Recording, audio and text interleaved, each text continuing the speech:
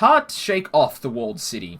Its gravity clings to you as if wretchedness itself had grown tentacles. The sounds of suffering subside, but their echoes still thrum your insides. That sounds awfully, not Cthulhuoid, Eldritch? Like, yeah, maybe that's just me. Gobbet walks slowly, head down and both hands on her stomach, whispering a conversation to someone or something that only she can see. Her rats are silent and remain hidden in her clothing. Wu pauses a moment, and breathes a sigh of relief when you finally reach the street. But returning to Hoi isn't like coming home. Suspicious looks and closed mouths assent unsmiling faces that billboard a universal message. You don't belong here.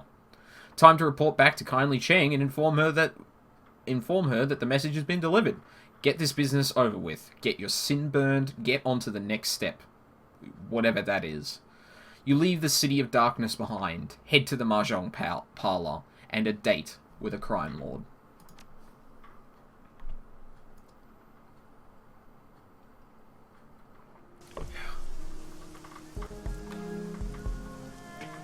Six karma. Alright, we got some karma to dole out.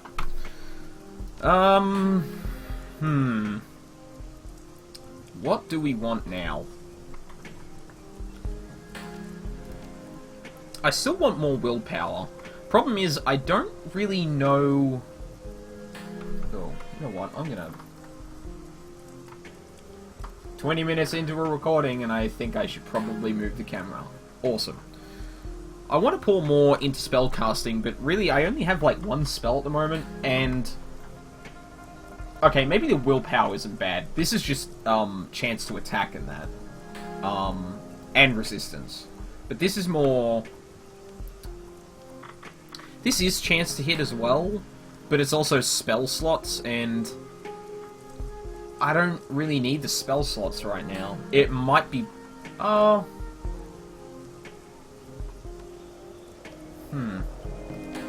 Yeah, I'm not really sure. Well, we're not putting into int. We're not going to use that at all. Could do a little bit of quickness as well, just give myself a general boost, but honestly, I think, yeah, you know what, I'm just gonna...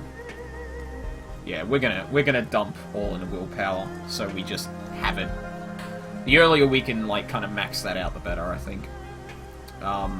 Because the main thing I want to be going for here is quickness for a little bit of backup with a gun. Willpower mostly, because that will give me a lot of, that can give me a few unique dialogue options, and it's just better for spellcasting. And charisma, so I have a few more options, for talking and that, but not a ton. Like, just enough to give me another large X fashioned from overlapping strips of peeling duct tape. I don't think I ever found someone who deals with magic here. So I'm gonna do a quick loop to kind of figure that out. Bolt hole? Bolt hole. The original name has been sloppily painted over with black paint. Newer, but somewhat wreathed characters have been painted in bold brush strokes and read bolt hole. I don't know why I keep reading that as bloat hole. It's awful. Come on. Who here deals with magic? That's the Mahjong parlor. Yep. Surely someone.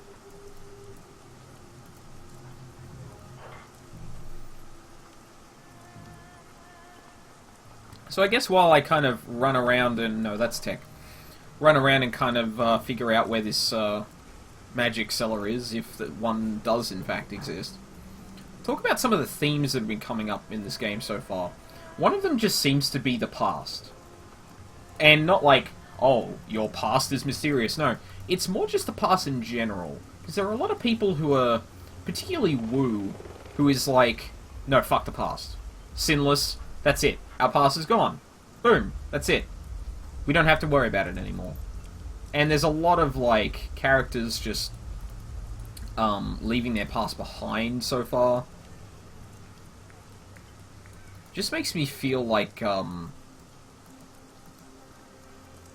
I don't know. It's just this thing that's been pushed really hard so far, particularly when we had that flashback. Yeah. Maybe there's something here.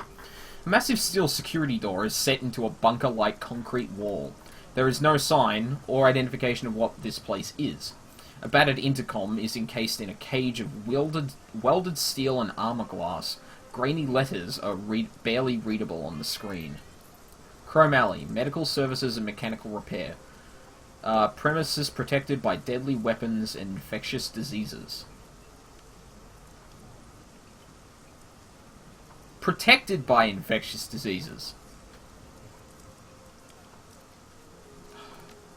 Next level of security. Although I hope it doesn't turn into DSM wars. Is it DSM? There's a chemical compound somewhere in Shadowrun,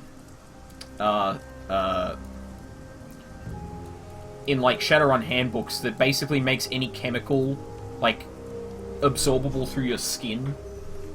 Like, I remember hearing people who were just basically, like, loading up squirt guns with, oh, okay, this looks like the place to be for magic. Unfortunately, there's nothing clickable around here. Shit. Oh, look, okay, let's, yeah, I've done enough walking around here. Let's go back to the parlor, see what's up, and then see if we can figure out where we can buy some magic. Because if I'm running a mage character that is in a town that just has no magical outlets, this might be a really rough playthrough. Like, really, really rough. Hello, kindly. Kindly Cheng watches you closely as you walk across the mahjong parlor. As you approach, her lieutenant leans in, brings her mouth close to the triad boss's ear. Cheng smiles and nods, her eyes never leaving you. There's a twinkle in the straw sandal's eye. I've heard from Bao. He got my message. Very clearly. And I understand that there were no casualties created during your little delivery run. I am pleased and surprised. Gobbet did a great job of guiding us. You gave simple instructions. Would have taken an idiot to mess it up. I get that a lot. Ooh. See, I could try and sort of push. Oh yeah, Gobbet was good. You should be kinder to her. Or I could, like, brush it off. Like, yeah. I don't know. I think going for the more modest way of doing this is probably the way to go. Also, just getting Gobbet and well, all of us really in Kindly Cheng's good books evenly. A wry grin. Did she? Good to know. My message was delivered. 750 yen. Hell yeah. My message was delivered and Strangler Bauer's back in the fold, earning for me. As far as I'm concerned, our transaction is complete. While you were gone, I set the wheels in motion to wipe your identities. She pulls out her PDA, stabs a button with a lacquered fingernail. The order has been sent. Congratulations. You are now sinless. Shadow people. Wu exhales heavily. His eyes remain focused straight ahead, but his shoulders sag. Well, I guess that's done. I didn't like the way my life was going anyway. We'll figure a way out of this, Duncan. There. Wu pulls himself up to his full height. There's only one way out of this, Aubrey, and that's through it. Whoever gave the kill order on Carter also forced us to give up our identities, and took Raymond. Well, we don't know that for sure, but I guess that's a pretty easy assumption to make, all things considered. Wu sets his jaw firm. That's all I can think about. Finding who did this. Finding Ray. Kindly Cheng holds up a hand. While I was working to get your sins burned, I also had my networks look into Raymond Black's disappearance. I've been thinking about what you told me earlier, and I agree. She eyes the room carefully and leans in. I can't just let this lie. Someone killed my runners. It would be a sign of weakness to the Yellow Lotus and the others if I do nothing. She rests her PDA on the mahjong table, facing you. The Triad Boss's tongue slips from her mouth as she looks over the top, hunting for the right button on its upside-down interface. She finds it, and looks up at you again. I have news to share with you, my darlings. The kind you won't like. Uh-oh. Raymond Black is dead. She taps the button, and a recorded newscast appears on the screen. Raymond's photograph appears on the screen behind a reporter standing on the docks in Victoria Harbour. It's a picture you've seen before, a professional portrait taken from a press release about a youth centre he was opening in the Redmond Barrens. Under Raymond's photo are the words, Seattle Man Killed. Another shooting involving the police department. A Seattle community organizer and industrial engineer was apparently shot and killed while resisting arrest at Victoria Harbour last night. HKPF police report that the UCAS man, Raymond Black, was behaving erratically and would not respond to police orders to surrender. No additional information regarding Black or why he was travelling to Hong Kong are available. Police have stated that due to this shooting's proximity to last night's shootout with the White Star, the investigation must remain confidential and no other details are being revealed at this time. Kindly Cheng taps the button again, and the video closes. Wu puts his hands to his face. This just keeps getting worse. Yeah, you were right. Raymond's dead. Wu puts his hands over his mouth, trying to process the information. He sways for a moment. It looks as if he's going to pass out.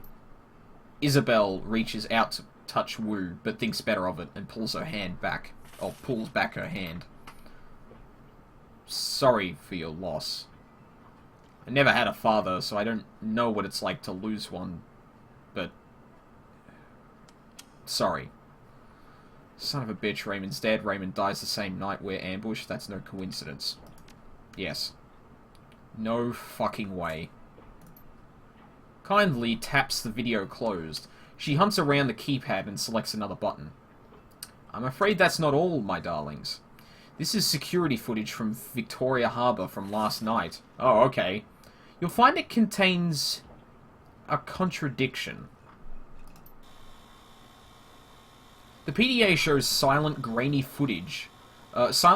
video footage of Raymond sitting in a tea shop flanked by two guards. He's looking down at something in his hand, completely distracted. The footage continues, and the camera displays several black-clad figures entering its field of view from different angles, guns ready. A tall, shapely dressed man in a suit walks briskly towards Raymond, flanked by two more. Raymond stands to face him, and the camera gets a clear view of the suit's face. White plastic. His guards turn to drawn weapons, and muzzle flashes erupt from all sides. One of Raymond's guards goes down, and his submachine gun fires wildly, hitting the camera. Wu puts his hands on the table and leans in. Those weren't cops. Raymond wasn't resisting arrest. What's with that guy's face? Gobbet reaches up to stroke the rat perched on his shoulder. Is that a mask? It doesn't look like a mask. It looks like some sort of semi-rigid plastic implant. Real craftsmanship. She pushes out her lower lip in appreciation. Quite the fashion accessory. It's also the kind of fashion accessory that stands out in a crowd. This guy's either a fool or an arrogant son of a bitch. He sets his jaw firm. Either way, I'm gonna find him. Kindly Cheng watches Wu intently. I believe you. Wu stands back and turns to you. What now? Okay. We stay in the shadows, we don't... We're dead too. Yeah. Although, with our sins burned, it's probably got a little bit more leeway than just no dead. But this isn't untrue. Can't have many negatives were in that sentence. We find the plastic-faced man and drag him somewhere private, make him dig his own hole, then we fill it. Find out who this plastic-faced man is, then we get some answers. Yep. With what resources? Cheng's eyes sparkle. I'm afraid there are some facts you are going to have to face. She puts on a grave face. You are alone in this country. No network. No money. No identity. I can protect you from the police, but how would you go about discovering what happened to Raymond without me? How would you survive? This is a topic that requires some serious consideration. Kindly wipes her hand across a stack of tiles, spreading the ivory-coloured pieces across the table. You've had a very long night, my sweets. Very long. And frankly, you all look like shit. Rest now. I promise you safety in my town for the night. We'll talk about the plastic-faced man tomorrow. Kindly gestures to Gobbet and Isabel. Ladies, go find our new friends a place to bed down in that rat's down in that rat's nest squat boat you call home. There. We'll all talk after you've slept. Figure out our next steps together. Yes, Auntie. Yes, Auntie. Thank you for... What would I ask? Shit, let's ask. No questions, my darling. Sleep. I'll figure out what to do with you in the morning. Okay. Let's go, Aubrey. I'm beat to hell.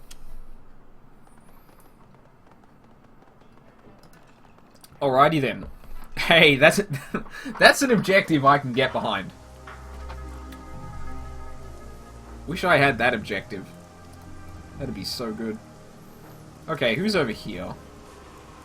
Reliable Matthew. Jesus, you stick out like a sore thumb, buddy. This tall, lanky Hong Konger regards you with a sickly smile. He holds a smoking cigarillo limply in his fingers, and he is surrounded by drones. Smooth jazz plays on tiny speakers. Or tinny? I'd like to look at your drones. Well, this guy does not have magic, I would imagine. Although, if he's selling drones and magic, it's either an awfully small niche, or he's trying to diversify. Which... Oh, we're actually getting on the bolt hole. Okay. I still don't know where the magic... I still don't know who sells spells in this town. I hope someone sells...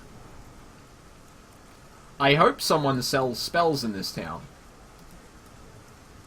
Because that would be awful for this character in particular, if that was not the case. You two can bunk here for a while. She nods with her nose towards a hatch. You've each got a head to take care of your... You've each got a head to take care of your necessaries. Try to knock before you enter someone else's, okay? Seriously. I know the drill. Rue turns to you. Stinks of fish, just like the place we squatted at on Leary Avenue back when we were kids. The one with that Aslan family and their dog. I remember it being the dog. I remember it being a dump. You hated that dog. They were good people. I remember it being a dump. I don't know. They managed to make that place pretty comfortable for a while. Until the 162s decided they wanted. Wow, that 162 thing threw me off, because I was about to say 1600s or something like that. Until the 162s decided that they wanted it. He wipes his nose with a gloved hand. It's too bad. They were good people. Nobody should go out that way.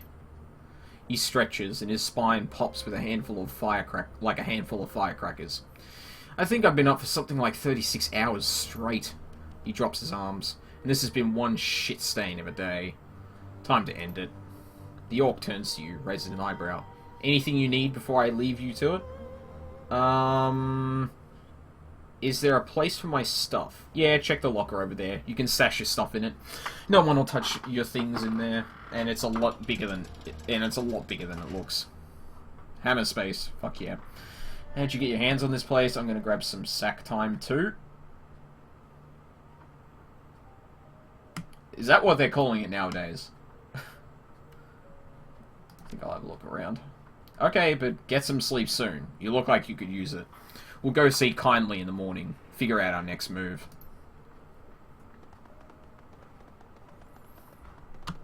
Time to fiddle with fucking everything, which is absolutely nothing. Oh, fantastic. Stairs, stash. Ooh, Duncan. Duncan! God damn it. Yeah, there's probably not going to be much to talk about, honestly. This is one of those things where it's like, no, we're going to roll you through like a day of this, and then you're going to go back. Hell, in fact, that seems to... I would assume from that this might actually be a recurring thing, that we just have to go to sleep at night. God, that'd be a massive change if there was some kind of sleep mechanic in this. The cot in your cabin is neatly made, with crisp-looking sheets and an insulated plastic blanket. A fine layer of dust coats its surface. It's been a long time since anybody slept here. Yeah, let's go to sleep. You climb into the cot and worm your way under the sheets. They've been starched stiff as boards, but you've slept beneath worse. The lice and bedbugs that plagued your old prison cell are mercifully absent here, and the salt air is fresher than the rancid stink of the Redmond Barrens. The moment your head hits the pillow, exhaustion sets in. You can barely keep your eyes open. Sleep washes over you like a warm bath, and everything goes black.